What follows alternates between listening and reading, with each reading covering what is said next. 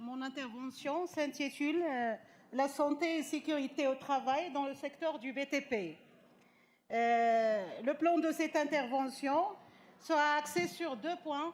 Le premier point, c'est le cadre législatif et réglementaire régissant la santé et la sécurité au travail dans le BTP.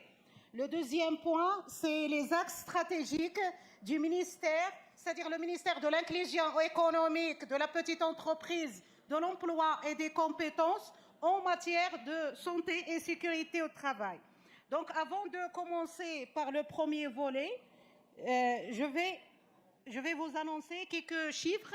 Au niveau international, le nombre d'accidents du travail enregistrés dans le secteur du BTP est relativement important par rapport aux autres secteurs d'activité.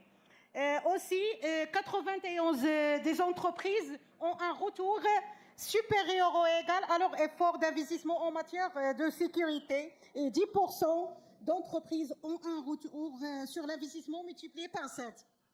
Au niveau national, un dirham investi donne 2,2 dirhams gagnés. Donc, concernant les accidents du travail, chaque accident du travail déclaré coûte 20 000 dirhams environ en coût direct. Et comme vous voyez sur le tableau devant vous, si on fait une comparaison entre 2009 et 2018 concernant les accidents du travail enregistrés, on peut remarquer qu'il y a une augmentation de 10%, c'est-à-dire on passe de 43 712 à 58 625. Donc, je commence le premier volet de mon intervention. C'est le cadre législatif. Comme vous savez, donc, le cadre législatif, c'est bien évidemment le Code du travail, la loi numéro 65/99. Aussi, il y a plusieurs décrets et arrêtés qui régissent ce domaine, c'est-à-dire la sécurité et la santé au travail. Si je peux citer rapidement parce que je n'ai pas beaucoup de temps. Donc, il y a le décret de 2010 relatif à la liste des travaux auxquels il est interdit d'occuper certaines catégories de personnes. Il y a le décret de 2022 relatif à la protection des travailleurs contre les risques dus au benzène. Il y a aussi un autre décret relatif à la protection des salariés exposés aux poussières d'amiante et d'autres. Donc, je passe...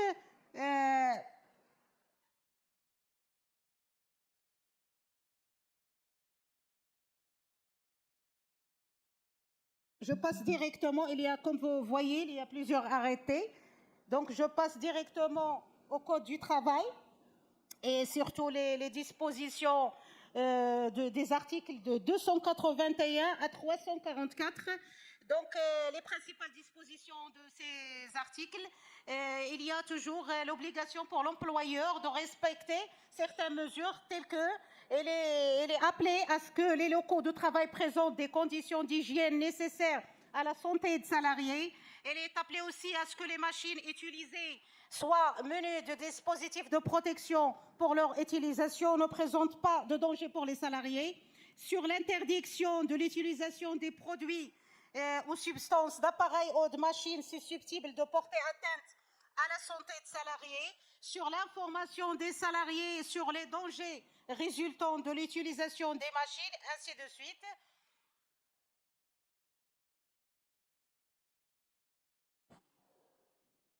Aussi, l'employeur a l'obligation de continuer à 50 salariés et plus, et il doit instaurer un service médical du travail, et aussi l'obligation de créer soit un service médical du travail indépendant ou interentreprise, dont les entreprises occupant au moins 50 salariés. L'obligation aussi de créer les comités d'hygiène et sécurité pour les entreprises ayant toujours au moins 50 salariés. L'obligation pour les salariés d'appliquer au quotidien les bonnes pratiques et les consignes en santé et sécurité de travail, à participer activement à la démarche de prévention des risques dans l'entreprise. Le non-respect des prescriptions relatives à la SST constitue une faute grave, pouvant entraîner le licenciement sans préavis, sans indemnité pour les salariés. Donc, Donc, je passe maintenant au décret du 23 janvier 2001 relatif à la protection des travailleurs exposés aux poussières d'amiante, tel qu'il a été modifié et complété. Donc, les principales dispositions sont les mesures de prévention nécessaires à la protection des travailleurs contre les risques engendrés par l'utilisation de l'amiante, la définition des valeurs moyennes d'exposition à l'amiante qui peuvent être tolérées dans les lieux de travail, la méthode et la fréquence des mesures de la concentration des poussières d'amiante qui doivent être effectuées par un laboratoire qualifié et désigné par le département de l'emploi, l'information et la formation des travailleurs exposés aux poussières d'amiante, l'obligation de soumettre tous les travailleurs affectés à un travail les exposant aux poussières d'amiante. Un autre arrêté, c'est l'arrêté vésériel du 16 janvier 1950 relatif aux précautions à prendre par les travailleurs qui emploient le ciment à prise rapide. Donc, les principales dispositions, il y a l'obligation d'apposer en un endroit apparent et facilement accessible une affiche indiquant les prescriptions hygiéniques à observer dans l'emploi du ciment à prise rapide.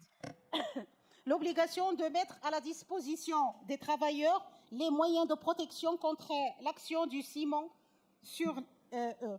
L'obligation de se mettre dans les 48 heures le travailleur cimentier atteint d'irritation entendue de la peau, par exemple, à un examen médical aux frais de l'employeur. Un autre arrêté, c'est l'arrêté de 2008 fixant les mesures d'application générale et particulière relatives aux principes énoncés par les articles 281 à 291 du Code du travail. Donc, il y a l'obligation d'avoir un matériel de premier secours, l'obligation de respecter les normes relatives aux passerelles et aux plateformes, l'obligation de respecter les normes relatives aux échelles de service, le respect des normes relatives à la propreté des locaux et l'éclairage, etc. L'obligation de veiller à ce que les normes relatives à l'hébergement et à la restauration soient respectées. 2 minutes, Madame Suzanne. 2 minutes. Ça passe vite, hein? Très vite. Donc, je passe au projet en cours. Donc, il y a un projet d'arrêté fixant les mesures particulières de protection des salariés applicables dans les chantiers de bâtiments. Les principaux objectifs sont mettre à niveau la législation marocaine relative au BTP et compléter les manquements existants dans l'arrêté du 2 avril 1952. Rendre la législation marocaine relative au BTP en harmonie avec la législation de l'Union européenne, surtout le numéro 92 du 24 juin 1992, concernant les prescriptions minimales de SST et à mettre en œuvre sur les chantiers temporaires ou mobiles. Les nouvelles dispositions de cet arrêté, il y a l'obligation de désignation d'un coordonnateur en matière de SST avant et durant l'exécution des travaux de chantier, la mise à disposition des registres de sécurité, l'examen et la vérification régulière du matériel et des engins, etc. Aussi, il y a la définition des conditions de vérification des échafaudages, la formation et l'information des salariés, l'obligation d'avoir l'autorisation de conduite, l'obligation de la mise à la disposition des salariés des équipements de travail et des moyens de protection individuelle, la définition des caractéristiques des OPI, les équipements de protection individuelle. Pour conclure, Madame. Je passe maintenant au deuxième volet de mon exposé, c'est les axes stratégiques du ministère. Donc, il y a, comme vous voyez, la mise à niveau du cadre juridique, l'élaboration de plus de 40 textes juridiques concernant la SST, le renforcement et l'amélioration du contrôle dans le domaine de la santé et sécurité, à travers des sessions de formation pour les agents, les inspecteurs du travail, l'élaboration des guides pratiques, l'organisation des campagnes de contrôle, la dotation des médecins et ingénieurs chargés de l'inspection par des instruments de mesure. Le renforcement toujours et l'amélioration de contrôle. Je donne par exemple concernant le plan national élaboré par le ministère. Chaque année, le ministère élabore un plan d'action national. Donc, parmi les priorités, il y a le secteur du BTP. Si je donne l'exemple, au cours du mois de septembre et octobre 2022, on a effectué 1313 visites d'inspection dans les entreprises. On a pu enregistrer 1223 observations sur la santé et la sécurité. Et en février, mars, avril 2023, 6480 visites d'inspection, dont 916 observations sur la santé et sécurité. Donc, il y a des campagnes de sensibilisation. Donc, je passe rapidement. S'il vous plaît. Oui. Allez-y. Ça bloque? Non, c'est bon. Oui, c'est bon. D'accord. Vous allez faire la bonne transition, puisque je vois que vous parlez de l'APC. Il faut qu'on donne la parole. Oui, l'APC, c'est ça ce que je veux dire. Voilà. Il y a une convention de partenariat avec l'APC dans le secteur du BTP, dont l'objectif, la veille juridique, réglementaire et normative, la promotion de la culture de prévention des risques, la recherche, l'innovation, l'accompagnement des sous-traitants. Ça tarde. Il y a aussi un contrat-programme qui a été mis entre le gouvernement et les professionnels de BTP en 2018 à l'Husseima, dont le ministère, c'est-à-dire notre ministère, s'est engagé dans une série d'actions visant le renforcement du cadre législatif et réglementaire dans le domaine de la santé et sécurité au travail. Aussi, il y a l'élaboration des outils nécessaires à la prévention, tels qu'un guide de santé et sécurité qui a été imprimé en 400 exemplaires pour une large diffusion. Il y a dans le cadre toujours du partenariat avec l'APC, il y a des fiches et des capsules qui portent sur les échafaudages, les échelles, les grues et l'installation électrique. Il faut conclure, Madame Zuizra. Oui, sinon, je pense que... Oui. OK. Donc, il reste que les projets en cours. Donc, le projet en cours du ministère, c'est l'identification des entreprises à risque et les personnes intervenant en prévention. OK. Voilà, je vous remercie. Merci beaucoup, Madame Zuizra. Merci, on voit que vous faites beaucoup de travail. En tout cas, vous avez évoqué l'APC. Je pense qu'on va tout de suite donner la parole.